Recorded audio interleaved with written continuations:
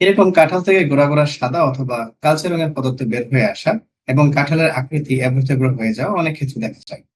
Jackfruit বোরার লার্ভার আক্রমণ এমনটি হয়। এর ম্যানেজমেন্ট খুবই সহজ। আক্রান্তের শুরুর দিকে যদি ধরা পড়ে তাহলে আক্রান্তের জায়গায় একটি সুচ অথবা আলপিন অথবা একটি টুথপিক দিয়ে খুঁজে দিয়ে ভিতরে লার্ভাটা মেরে ফেলা যায়। এবং আক্রান্তের স্থানে কোনো একটি ছত্রাকনাশক, সালফার বা কপার জাতীয় ছত্রাকনাশক অথবা সিনামন পাউডার সেখানে দিয়ে দেওয়া যায়, তাহলে আর সেকেন্ডারি ইনফেকশন হয় না।